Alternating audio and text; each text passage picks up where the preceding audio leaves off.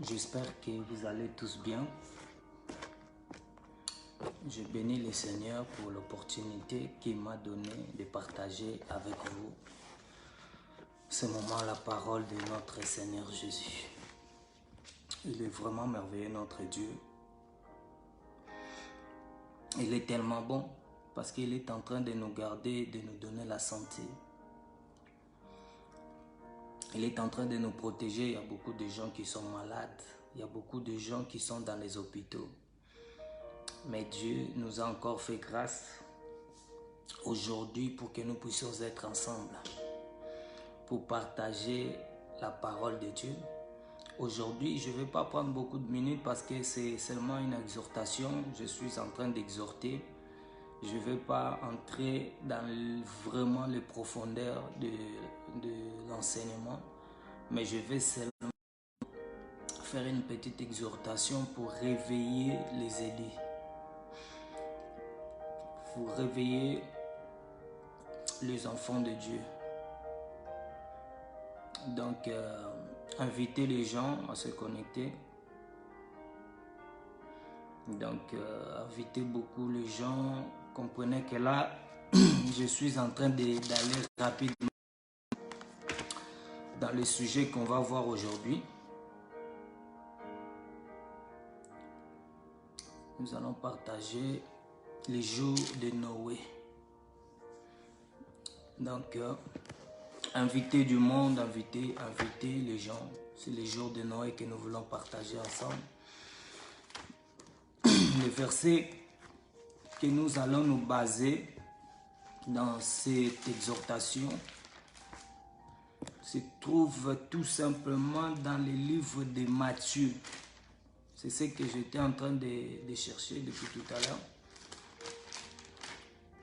Je n'avais pas les versets en tête, ou les chapitres. Donc Matthieu chapitre 24. C'est là que nous voulons vraiment parler de la part du Seigneur.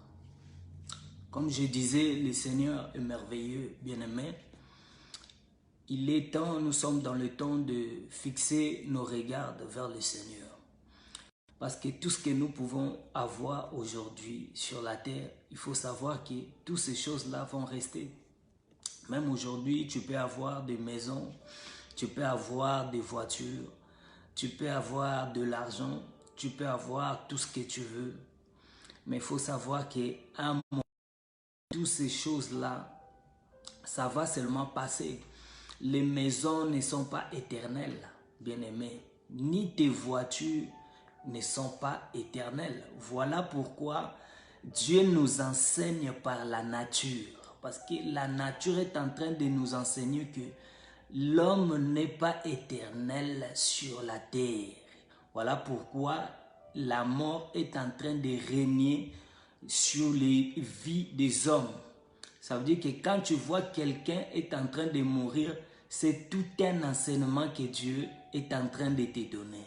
C'est tout un enseignement que le Seigneur est en train de te donner et il te rappelle que tôt ou tard, peut-être, ça sera aussi ton jour. Mais il nous rappelle aussi que tout ce qui est dans le monde n'est que vanité. Les choses de ce monde passeront, mais Dieu ne passera jamais. C'est ce que Dieu est en train de nous faire voir. Donc, comprenez bien aimé, je vais parler sur les jours de Noé. Là, je vais faire l'effort de parler vraiment rapide. Je sais que ce n'est pas dans mes habitudes de parler vite, mais je m'efforce à parler parce que je suis de nature de parler très lentement. Depuis que je suis jeune, depuis que je suis petit, je parlais toujours très lentement, mais je vais m'efforcer pour que les messages que nous voulons faire passer puissent vraiment atteindre tout le monde, que tout le monde puisse aussi être de ce que nous sommes en train de faire, bien aimé. J'aimerais rappeler quelque chose à un frère pour dire que le nombre des années que nous avons dans le Seigneur ne fait pas de toi que tu aies toutes les connaissances des choses de Dieu, bien-aimé. Ce n'est pas dit parce que tu as fait 10 ans, parce que tu as fait 5 50 ans, tu as fait 1000 ans dans les choses de Dieu, que tu connais la totalité des choses de Dieu. Non. D'ailleurs, comme j'avais dit tout à l'heure, la nature aussi nous enseigne. Cela ne veut pas dire parce que tu as demeuré longtemps sur la terre que tu as toutes les connaissances des choses qui se passent sur la terre. C'est impossible. Personne qui peut se déclarer aujourd'hui, malgré son âge, il ne pourra pas dire qu'il a toutes les connaissances des choses de la terre. Voilà pourquoi tu verras que même un enfant qui est né aujourd'hui, il peut aussi t'enseigner, frère. Vous voyez? Mais aujourd'hui, les hommes de Dieu, ils sont vraiment devenus des orgueilleux. Les hommes de Dieu sont orgueilleux. Pourquoi? Parce qu'ils regardent le nombre des années qu'ils ont dans le Seigneur. Parce qu'il va lui faire une remarque pour lui dire que l'enseignement ou la chose ou la démarche, la manière dont tu es en train de faire des choses n'est pas correcte. Tu vas voir cet homme qui se dit homme de Dieu, il va commencer à te rappeler le nombre de ses années dans le ministère ou dans les choses de Dieu. Le ministère qu'il est en train de se réclamer. Mais j'aimerais dire quelque chose, frère. Le nombre de tes années ne nous regarde pas. Le nombre de tes années, ce n'est pas parce que tu as fait 50 ans dans les choses de Dieu que tu connais toutes les révélations de Dieu. Nous connaissons seulement en partie. Ça veut dire qu'un nouveau croyant, quelqu'un qui vient aussi de recevoir le Seigneur Jésus-Christ, il peut aussi t'enseigner. Voilà pourquoi, dans les Écritures, frère, tu remarqueras que même Pierre, qui a demeuré longtemps avec le Seigneur, mais quand Paul a reçu Jésus dans sa vie, tu vas remarquer que Paul va faire des reproches à Pierre. Mais Pierre ne lui a pas dit non, tu ne regardes pas le nombre des années que j'ai dans le Seigneur. Non, ça veut dire que le nombre de tes années, tu ne dois pas te baser là-dessus. Voilà, bien-aimé. D'ailleurs, quand vous remarquez qu'une telle personne, une telle personne qui se dit homme de Dieu, qui enseigne les hommes les choses de Dieu, mais quand vous voulez lui faire des remarques, il refuse ces choses, comprenez directement, cet homme-là, il a des difficultés, il faut essayer de revoir sa foi. Parce qu'un véritable enfant de Dieu, il doit recevoir les remarques qu'on est en train de lui faire. Il ne faut pas qu'il se base seulement à ce que lui, il connaît. Il faut aussi écouter les autres. C'est ça un enfant de Dieu. Mais les pasteurs aujourd'hui, ceux qui se disent pasteurs, essaye seulement de lui faire une remarque. Tu vas voir comment il va commencer à t'embobiner pour te faire voir que non, c'est lui. Lui connaît tout, toi tu connais rien. Quand tu vois un tel homme, comprenez que il faut revoir sa foi. Il faut revoir la foi de telle personne. Je suis en train de marcher pour vous expliquer les jours du Seigneur. Mais là, je suis en train de toucher ici pour te montrer qu'aujourd'hui, les hommes de Dieu sont devenus des orgueilleux. Sans rendre compte. Parce qu'un orgueilleux, frère, il n'a pas compte de ce qu'il est en train, il ne se rend pas compte qu'il est déjà orgueilleux ou des choses qu'il est en train de poser. Parce qu'un orgueilleux, quand vous lui dites que tu es orgueilleux, tu vas voir qu'il va s'opposer à ces choses. Parce que lui, il croit que ce que lui sait, c'est seulement ça qui est bien. Non. Vous voyez, les hommes de Dieu doivent se repentir. Ça veut dire que quand on te reproche que tu as fait quelque chose de mauvais, tu dois examiner ta conduite ou ton enseignement. Hein? Aujourd'hui, même un frère, une sœur de l'église peut quand même aussi reprocher un homme de Dieu par rapport à son enseignement qu'il est en train de donner ou par rapport à sa conduite. Mais aujourd'hui, essaye seulement d'aller voir un homme de Dieu, lui dire que non, ce que tu es en train d'enseigner n'est pas biblique. Tu verras comment il va commencer à te parler. Il va te parler, moi ça fait longtemps, j'ai accepté le Seigneur Jésus-Christ. Moi ça fait longtemps, j'ai le Seigneur Jésus-Christ. Mais bien-aimé. C'est pas parce que tu as reçu le Seigneur Jésus-Christ depuis longtemps que tu connais tout, qu'on peut plus te dire quelque chose ou te reprocher de quelque chose. Vous voyez, bien-aimé, les hommes de Dieu doivent aujourd'hui revoir leur manière de faire les choses. Leur comportement, ils doivent revoir ça. Parce que ce n'est pas un enfant de Dieu, frère. Celui qui a la foi, il ne peut pas avoir cet esprit d'orgueil. Les pasteurs d'aujourd'hui, ils aiment dominer la vie des enfants de Dieu. Ils se placent comme s'ils sont des chefs, comme s'ils sont des supérieurs. Mais le peuple, eux, ils le voient comme si ils sont devenus comme leurs esclaves. Ils n'ont pas de parole. Seulement ce que le pasteur dit à l'église, c'est ça qui est vrai. Hein? Quand tu veux les reprendre, il ne veut pas. Frère, quand tu remarques de telles choses dans la vie de quelqu'un qui se dit homme de Dieu, il faut revoir sa foi. Vous remarquerez que du 1er au 1er janvier, c'est toujours lui qui est en train d'enseigner la parole. Depuis que vous commencez, depuis que tu connais, c'est toujours lui qui enseigne la parole de Dieu. Si ce n'est pas lui, c'est sa femme. Si ce n'est pas sa femme, c'est... Remarquez, frère, quand vous voyez dans votre assemblée de telles choses, il faut vous poser des questions. Parce que quand vous rentrez dans les Écritures, dans le fondement des apôtres, vous ne verrez pas de telles choses. D'ailleurs, je vous dis, dans les Écritures, vous verrez qu'il y a un pasteur qui est en train de diriger le corps du Christ. Le corps du Christ était dirigé par un ensemble de gens, de personnes.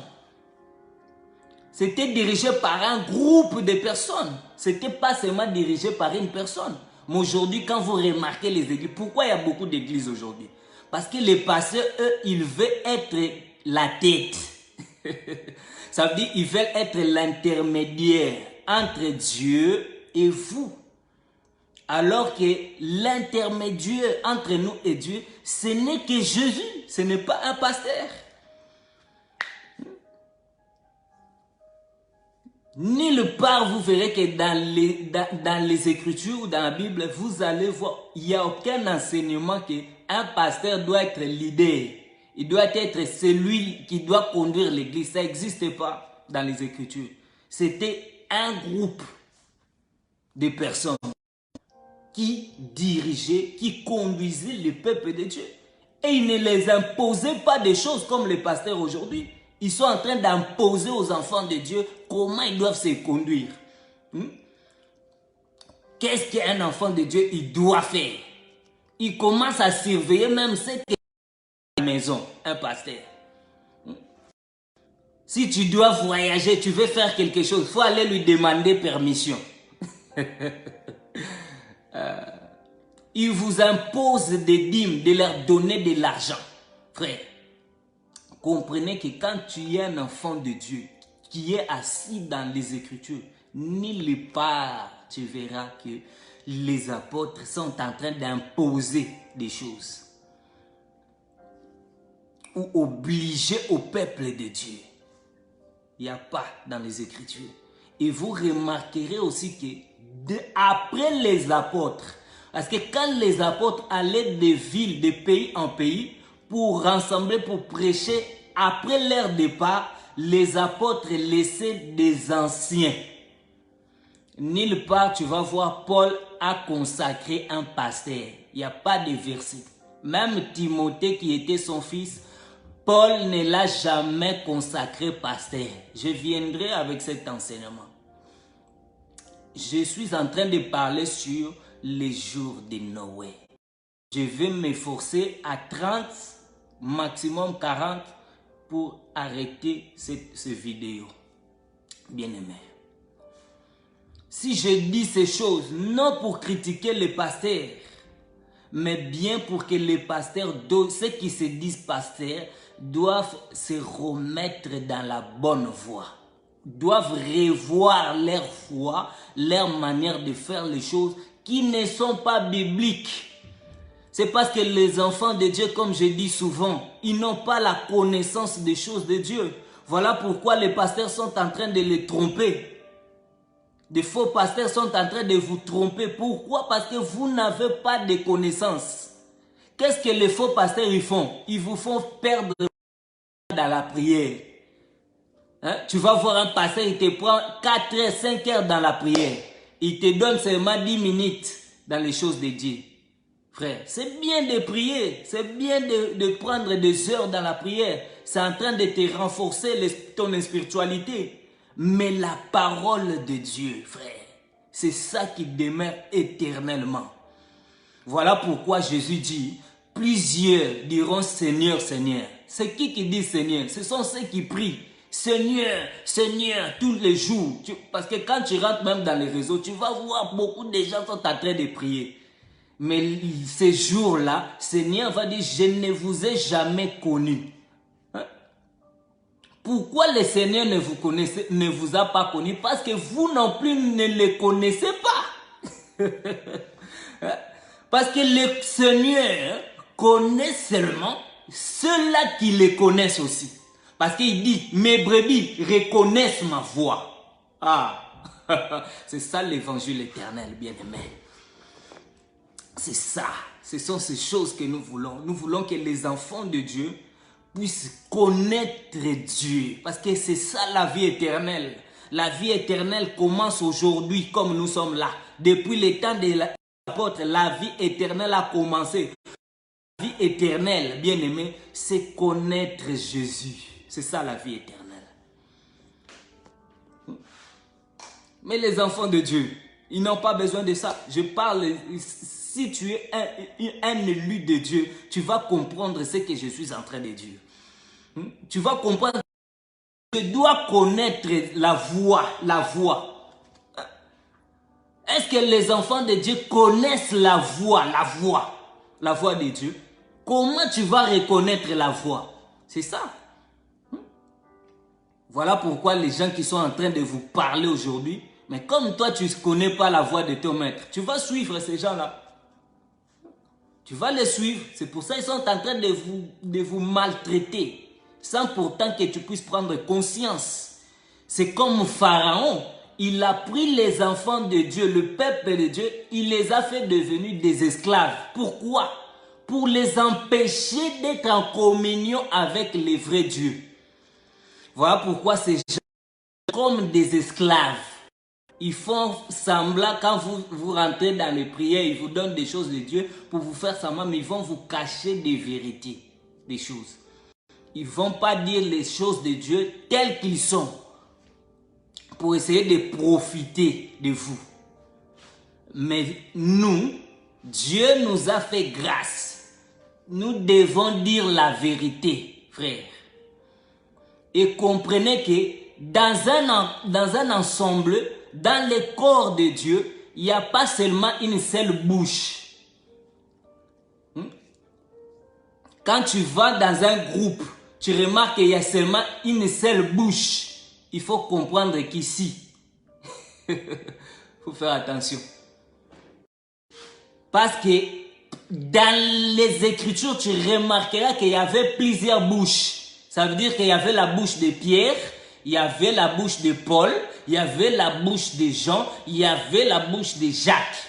Il n'y avait pas seulement une seule personne qui parlait. Les pasteurs, ils ne veulent pas corriger leurs enseignements. Quand tu veux les corriger, mais comprenez, frère, nous allons dire la vérité. C'est ce que nous voulons, c'est la vérité. La vérité. Voilà pourquoi Jésus disait, en vérité, je vous dis. Nous devons marcher dans le fondement des apôtres, frères. C'est le fondement des apôtres que nous avons besoin aujourd'hui. Nous n'avons pas besoin des idées des gens.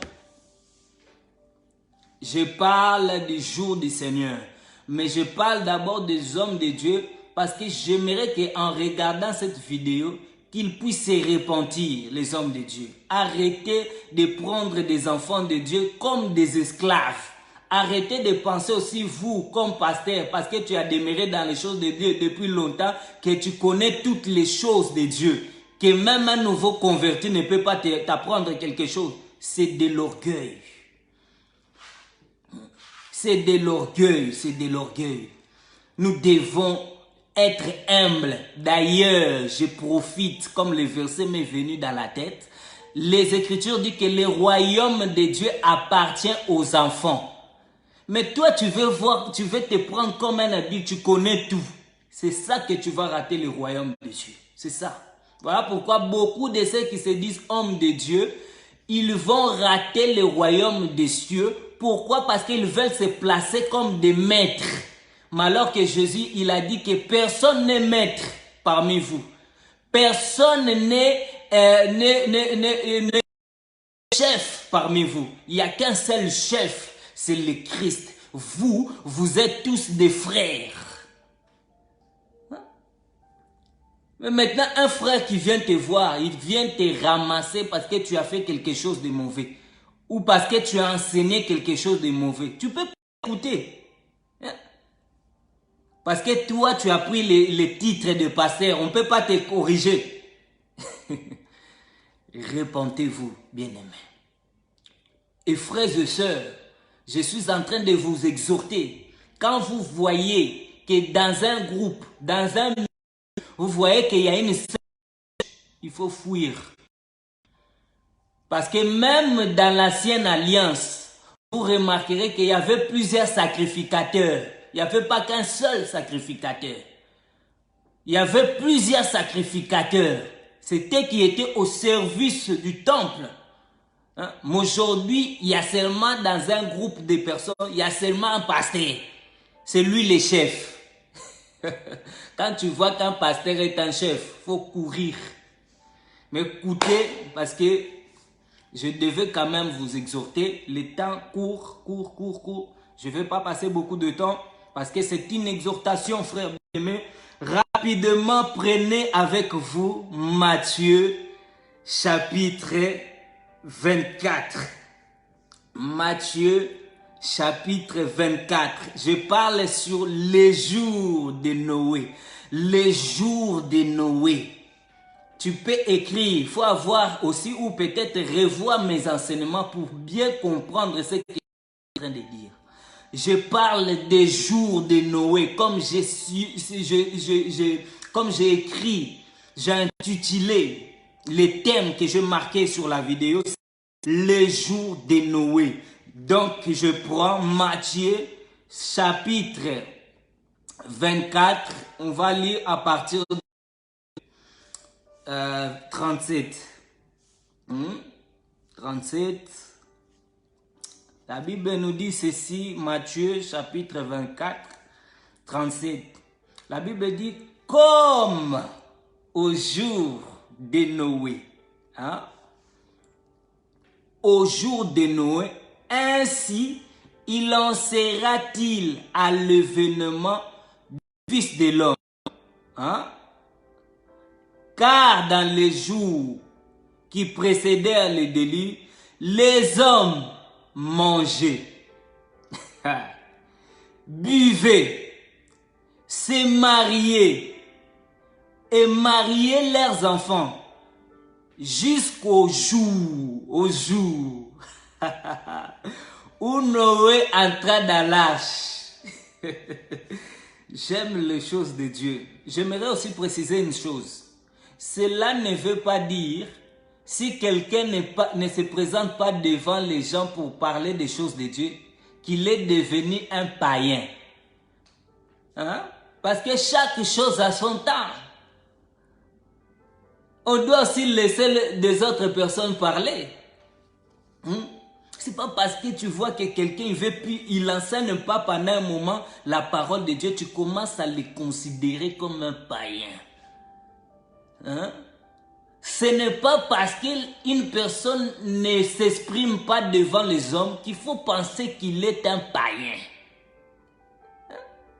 Aujourd'hui, les gens veulent seulement ceux qui sont debout, en train de prêcher la parole de Dieu. Vous sont eux qui sont des enfants de Dieu. Mais quelqu'un qui ne prêche pas la parole de Dieu ne veut pas dire qu'il est un païen ou qu'il ne connaît pas les choses de Dieu. Parce que beaucoup accusent des gens, parce que tu vois quelqu'un, il dort, il se lève, il va au travail, tu es en train de l'accuser qu'il ne connaît pas Dieu. Il ne faut pas marcher comme ça, frère. Chaque chose a son temps. C'est pas dit que quand quelqu'un ne veut pas enseigner pour le temps, pour le moment où n'enseigne pas les choses de Dieu, qu'il faut directement dire qu'il est un païen. Laissez le temps au temps. Non, frère. Chaque chose a son temps. Dieu fait chaque chose à son temps. Vous remarquerez aussi dans la Bible, les prophètes ne parlaient pas tous les jours. Ils viennent tous les jours. Dimanche, il enseigne. Il va... Non. Il parlait quand l'Esprit de Dieu le poussait à parler. Les prophètes ne venaient pas tout le temps voir les gens pour parler. Non. Il était chez lui aussi.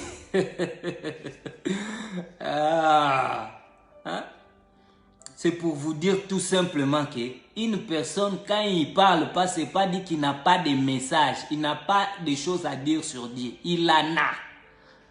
Mais ce n'est pas le temps. Ce n'est pas le temps, frère. Je parle des jours de Noé. Quand on parle de au jour de Noé, comprenez qu'ici, on nous parle des jours au pluriel. Si tu as ta Bible, tu vérifies Matthieu 24 à partir du verset 37. C'est là que je suis assis. C'est là vraiment mon message, mon émission est assis, bien-aimé. Donc, on est en train de parler de jours au pluriel et non au singulier. C'est-à-dire que quand on parle de jours, il y a plusieurs jours, frère. Comprenez que quand on parle des jours, les jours, directement, on verra l'époque. Quand on parle des jours, on est en train de parler de temps. Quand on parle de temps, on est en train de parler des années, frère. Comprenez bien aimé que dans une année, il y a plusieurs jours. Vous comprenez? Ça veut dire qu'on voit plusieurs, donc au pluriel. Quand on nous parle des jours de Noé, ça veut dire qu'il y avait plusieurs jours. Il n'y avait pas seulement un seul jour, il y en avait plusieurs. Vous voyez? Mais passez maintenant à ce temps. Au jour de Noé, frère. Comprenez que toute la terre, je dis bien, toute la terre était corrompue. Les gens s'étaient détournés de Dieu. Chacun marchait selon ses propres voies, selon sa propre volonté. Personne ne se souciait de Dieu. Les gens étaient devenus amis d'argent. Ça veut dire quoi? Ces gens se donnaient plus, se préoccupaient plus à leur travail. Ça veut dire qu'ils avaient détourné leur intention, ils avaient détourné leur visage, leurs yeux sur le Créateur. Les gens au jour de Noé étaient devenus des orgueilleux. Frère, comme je suis en train de parler des jours de Noé. Quand on parle des jours, il y a le temps. Ça veut dire, en quelque sorte, on est en train de nous parler des temps. Ceux qui sont branchés avec moi, je crois qu'ils sont en train de comprendre comment je suis en train de marcher. Parce que déjà, je vous avais parlé des temps. Quand on parle des jours, sachez-le qu'on est en train de parler des temps, plusieurs temps. Quand on parle de plusieurs temps, on est en train de voir plusieurs heures, frère. Mais beaucoup sont dans la distraction pendant le jour de Noé. Les hommes étaient devenus méchants. Personne ne se souciait de l'autre. Pour satisfaire ses propres désirs. Nul ne vivait plus pour Dieu. Bien-aimés dans le Seigneur, sachez que quand on parle ici des jours de Noé, c'est le même jour que nous qui vivons à cette époque. Les jours de Noé, c'est le même jour que nous sommes en train de vivre aujourd'hui. Parce que Noé est un prophète. Tout le mouvement que Noé est en train de faire, frère, comprenez qu'il était en train de prophétiser. Mais je ne vais pas rentrer dans les détails. Mais je suis seulement en train de nager pour que vous puissiez comprendre comment je suis en train de marcher dans les choses de Dieu. Noé est un prophète. Tous les actes qu'il posait, il était en train de parler des jours, des derniers jours. Il était en train de prophétiser ce qui allait arriver dans l'avenir, frère. J'aimerais que tu puisses me suivre très attentivement. Parce que là, je suis en train d'exhorter. Les jours de Noé, bien-aimé, quelle distraction. L'Éternel va parler à Noé. Il va lui dévoiler les secrets. Il va lui dévoiler son plan. Qu'est-ce qu'il envisageait de faire? Le plan de Dieu, c'était de détruire la terre. Pourquoi? C'est ça l'évangile éternel. Parce que les hommes étaient devenus méchants. Les hommes étaient devenus méchants. Les hommes ne se souciaient plus de Dieu. Regardez les temps. Je fais l'effort. Comprenez-moi que j'ai beaucoup de choses à dire. Mais les temps, on doit respecter les temps.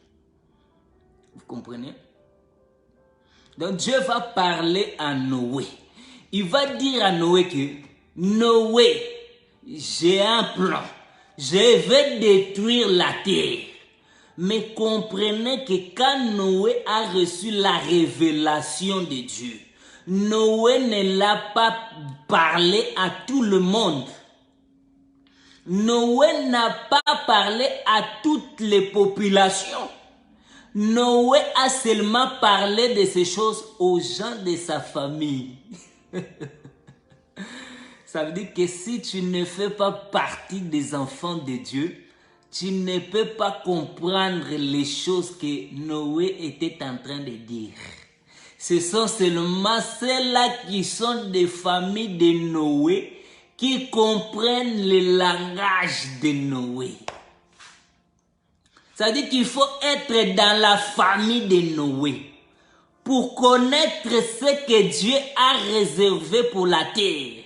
Si tu ne fais pas famille de Dieu, tu ne pourras pas savoir ce que Dieu est en train de faire. Bien-aimé, tu ne connaîtras point le plan de Dieu. Mais écoutez, bien-aimé, Noé, Dieu lui avait demandé de construire une arche. Vous comprenez? Dieu va lui demander de construire l'arche. Or, je me posais plein de questions que je ne vais pas rentrer dans le détail des choses. Mais comment ça se fait que Dieu, comme les gens disent, Dieu veut sauver le monde, mais il va créer seulement une arche. Mais est-ce que cette arche pouvait contenir tout le monde qui était sur la terre? Comprenez que cette arche était réservée seulement pour la famille de Noé. Frère, si tu ne fais pas partie de la famille de Noé, tu ne rentreras pas dans l'arche. J'aime les choses de Dieu. Je cours avec le temps. Il me reste au moins 15 minutes. Donnez-moi 15 minutes. J'ai beaucoup de choses à dire sur l'histoire de Noé, mais je me réserve. Je cours, je saute des événements, parce qu'il y a beaucoup de choses qui est dit dans l'histoire de Noé. Mais qu'est-ce qu'on nous dit? On nous dit que pendant cette période-là, les gens se mariaient. Les gens buvaient. Les gens mangeaient. Quand on parle de boire, manger, nous voyons directement la joie.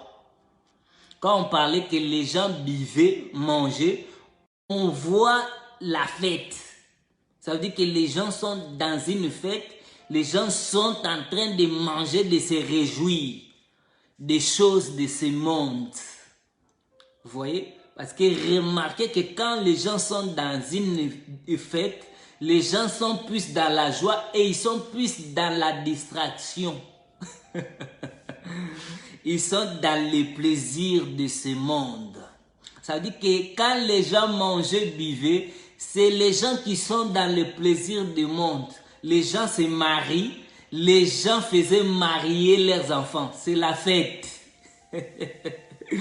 Mais Noé, frère, il avait une révélation de Dieu. Les gens sont en train de fêter, mais Dieu va détruire. Ah, c'est ça mon message aujourd'hui. Frère, tu dois savoir que quand on parle des jours de Noé, c'est nos jours à nous aujourd'hui. Nous sommes dans les jours de Noé. Nous sommes dans les jours de Noé. Si vous regardez bien le monde, vous verrez que les gens sont en train de se marier. Les gens sont en train de vivre comme c'est là du temps de Noé. Ils n'ont pas conscience que bientôt il y aura déluge.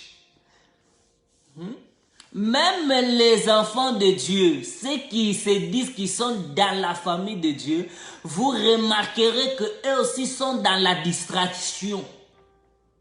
Ils sont entrés dans la distraction, frère. Oubliant que nous sommes dans les jours de Noé. Nous sommes dans les jours de Noé. Quand on parle des jours de Noé, on parle des temps, comme je vous avais dit. On parle des derniers temps, les derniers jours. Comme je vous avais donné un enseignement la dernière fois sur les temps. Le temps que nous sommes, mes frères, c'est un temps de fixer les regards vers notre Dieu. Pas dans les plaisirs de ce monde qui passeront. Tu peux avoir plusieurs femmes. Tu peux avoir plusieurs maris. Tu peux avoir plusieurs maisons. Tu peux avoir besoin de l'argent. Mais quand le déluge va tomber, toutes ces choses-là, ça t'apportera à quoi? C'est pour cela que je suis en train d'exhorter quelqu'un d'avoir les regards sur les choses d'en haut. Comme le Seigneur est en train de nous recommander, nos yeux doivent être fixés sur les choses d'en haut. Vous verrez que le message a disparu. Les gens sont en train de distraire les enfants de Dieu par des faux enseignements. Pour leur montrer qu'ils ont encore du temps. Ils leur parlent que non, il y a encore du temps. Si tu rentres l'enlèvement, comme les gens ils sont en train de prêcher aujourd'hui, si tu rentres l'enlèvement, tu auras encore le temps. Le temps encore, il y a encore le temps de tribulation. Tu vas vivre dans un temps dire, cette année. Ça, c'est des faux enseignements. Ça veut dire que quand Jésus fera son apparition, il y aura plus de chance pour toi de recevoir le Seigneur Jésus-Christ. Parce que quand Jésus viendra, la venue de Jésus qui est le déluge, c'est pour détruire la terre. Quand les gens sont en train de vous parler sur des tribulations, des choses comme ça, comprenez, c'est distraire les gens. Parce que nous sommes déjà en plein distraction, de tribulation. Bien-aimés, nous sommes persécutés quand nous disons la vérité. C'est ça la tribulation. N'attendez pas encore un autre jour, frère. Parce que les jours que le Seigneur nous a donnés, ce sont ces jours que nous sommes en train de vivre. Ce qui va t'arriver, tu ne le connais pas, frère. Parce que c'est seulement le Seigneur qui connaît les débuts et la fin de toutes choses. Tu peux avoir des projets, tu peux avoir plein des idées à faire. Mais c'est le Seigneur qui nous rend capables d'accomplir ces choses. Tout comme le Seigneur peut décider à l'instant même que ta vie puisse s'arrêter, bien-aimé. Je t'amène à comprendre à être vigilant. Parce que le temps que nous sommes en train de traverser, pas le temps de coronavirus. Ce n'est pas parce que nous traversons le coronavirus, non. Je vous parle des jours de Noé, parce qu'on est dans les jours de Noé. Ça veut dire que comme nous vivons dans les jours de Noé, nous devons être prudents, bien-aimés. Nous ne devons pas nous distraire par des enseignements qui nous amèneront nulle part. Nous ne devons pas nous donner dans les plaisirs de ce monde. Nous devons au plus regarder, avoir les yeux fixés sur le en haut. Parce que bientôt, bien-aimé, le Seigneur va faire son apparition. Vous comprenez? Oh, les gens veulent des signes. Les gens, ils attendent des signes. En parlant des antichrists. Quand vous voyez l'antichrist, il faut faire attention. Jésus veut revenir. Mais non. Il y a déjà les antichrists avec nous. Quel signe encore tu veux? Quel signe tu attends du Seigneur, bien-aimé? Le Seigneur nous a déjà donné tous les signes. Mais toi, tu attends quel signe? Parce que Jésus peut faire son apparition d'un moment à l'autre, comme on est là. Il peut faire son apparition comme je suis en train de parler. Mais toi, tu attends des signes. Quel est le signe? Dis-nous les signes que tu attends. Même les enseignants qui disent que non, il faut attendre, il y a tel signe. Ah, il y a le nouvel ordre. Il faut attendre telle chose. Il faut attendre la marque de la bête. Tu attends tous ces signes-là. Tu vas surpris. Tu seras surpris, bien-aimé. Fixons nos regards vers Jésus. Que tes yeux soient fixés vers le Seigneur. C'est lui qui doit être l'objet. Pas les choses qui se passent aujourd'hui. Fixe-toi. Même si il y aurait ces choses-là qui vont arriver, ça va t'apporter quoi? Parce qu'on voit que même les chrétiens, dans l'ancienne alliance, comme dans les nouvelles alliances, ils étaient persécutés. Mais leurs yeux étaient fixés sur Jésus. Leur espoir était sur Jésus. Non sur les choses de ce monde. Comprenez que la pluie, quand le déluge est arrivé, ça n'a pas prévenu. Ça veut dire que le ciel n'était pas gris. Parce que les gens savent que quand le ciel commence à être gris, tout le monde sait que bientôt il va pleuvoir. Mais Jésus ne viendra, il nous a déjà donné tous les signes. C'est parce que les gens ne voient pas, ils n'ont pas les yeux pour voir ces choses. Toi, tu attends encore quelques signes. Les signes sont déjà manifestés. De Noé. Bien-aimé. Mais sachez que pendant le jour de Noé, il y avait seulement un jour pour le Seigneur. Noé avait plusieurs jours, mais le Seigneur avait seulement un jour. Or, le jour où le Seigneur fera son apparition, bien-aimé, est-ce que toi, tu seras dans l'arche? Est-ce que tu seras dans l'arche? Or, quand on parle de l'arche, l'arche, c'est la famille de Dieu. L'arche, c'est le corps de Christ. L'arche, c'est le corps du Christ. Ceux qui sont dans le corps de Christ, c'est seulement eux qui seront sauvés. Est-ce que tu es dans l'arche, bien-aimé? Pose-toi même la question. Ne regarde pas seulement des théâtres. C'est bien de regarder les théâtres, mais tu peux aussi prendre un moment de te poser les questions sur ta foi. Il faut t'examiner toi-même. Il faut commencer à juger toi-même. Il ne faut pas attendre que le Seigneur vienne le jour du jugement. Commence déjà à te juger toi-même. Comme ça, quand tu commences toi-même à te juger, les autres ne te jugeront pas. Est-ce que je suis dans l'arche? C'est ça. Bien-aimé, je vais arrêter bientôt ma vidéo parce que j'ai débordé. C'était prévu 30 minutes, mais je n'ai pas fini de parler. Ce n'est pas pour m'enorgueillir ou pour montrer que j'ai beaucoup de choses à dire, non. C'est parce qu'on doit aussi respecter les temps. Parce que j'avais débordé dans les autres vidéos. C'était vraiment très solide les enseignements que j'étais en train de donner. Comprenez que bientôt je vais parler sur l'avènement. L'avènement de Jésus. Parce qu'on est dans les derniers temps, nous devons plus parler sur les avènements de Christ. Pas l'enlèvement, je parle de l'avènement. Comprenez que quand je vais parler de ces choses, je vais toucher beaucoup de choses. Beaucoup de choses. Je parlerai sur la résurrection. Je parlerai sur la tribulation, la grande tribulation.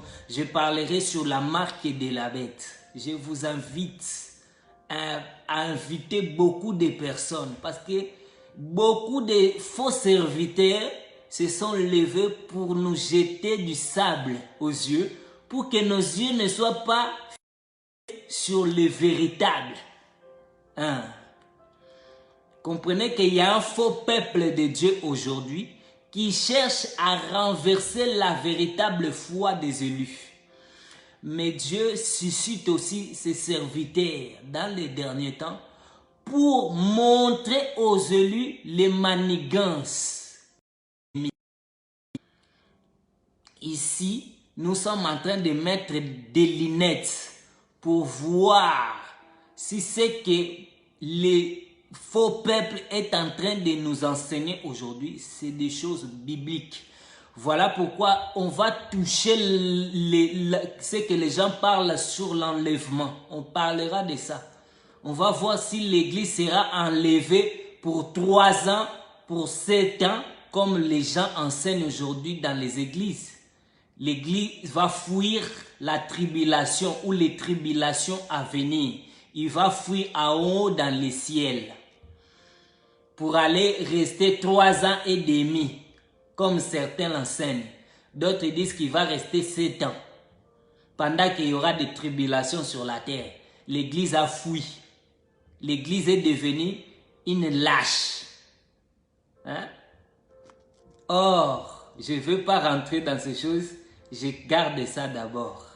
Mais il faut commencer à vous questionner sur les enseignements que les gens sont en train de propager. Le faux peuple de Dieu. Pour finir ma vidéo, frère, l'heure est grave. Nous sommes dans les dernières heures.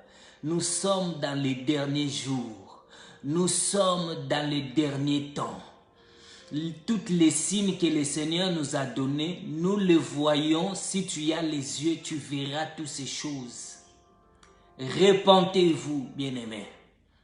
Si tu n'as pas reçu, je n'ai pas dit accepter, reçu le Seigneur, parce que nous n'acceptons pas Jésus. Nous recevons Jésus dans notre vie. Il y a une différence entre accepter Jésus et recevoir. Les faux peuples de Dieu, c'est eux qui ont accepté Jésus. Mais les vrais peuples de Dieu ont reçu. Ça veut dire que cela ne vient pas de leur volonté. C'est eux qui avaient choisi le Seigneur, mais c'est le Seigneur qui l'a choisi, bien-aimé. Ne vivons plus dans les distractions de ce monde. Parce que tout ce que nous voyons passeront. Quand le déluge va tomber sur la terre, quand je parle de ce déluge, comprenez que le déluge là, c'est la personne de Jésus. Quand Jésus va faire son apparition, frère, est-ce que toi, tu seras dans l'arche? C'est ça, le message d'aujourd'hui.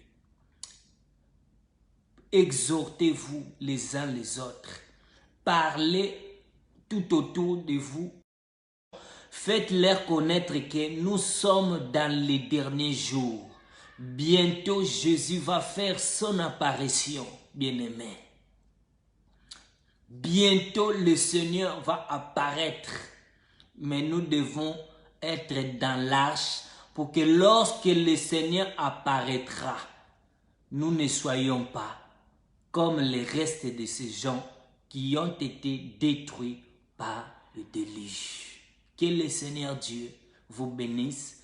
Je crois, si Dieu me donne la force et l'occasion, je veux parler sur tout ce que je vous ai dit, l'enlèvement, la résurrection. Selon le Seigneur, il va me diriger et me guider. Je parlerai de toutes ces choses. Donc, invitez les gens,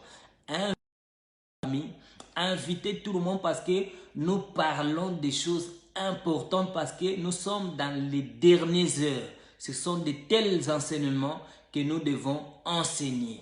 Voilà pourquoi même les apôtres n'enseignaient que les choses de Christ. Christ crucifié. Ils parlaient que de Jésus. Pas des choses inutiles que beaucoup de gens sont en train d'enseigner. Ah, le pasteur, viens, tu auras des mariages. Tu auras des enfants, tu auras des voyages, tu seras la tête, non la queue, tu auras beaucoup d'argent. Nous n'avons pas besoin de ces choses parce que nous savons que le Seigneur, il connaît nos besoins. Nous sommes des enfants et Dieu connaît les besoins de ses enfants. Si tu manques de quelque chose, même les parents aujourd'hui, ce n'est pas à vos enfants de vous demander qu'ils ont envie de manger. Toi-même en tant que parent, tu sais que mon enfant doit manger. C'est que je dois lui donner la nourriture. Hein? Il n'a pas à te demander. C'est ton devoir. En tant que parent, tu sais, je dois nourrir mon enfant. Donc, bien-aimés, ne vous souciez pas des choses de ce monde. Ne vous souciez pas de ces choses. Toutes ces choses-là, le Seigneur donnera au temps voulu. Que le Seigneur vous bénisse. Et je vous souhaite une très bonne soirée dans le Seigneur.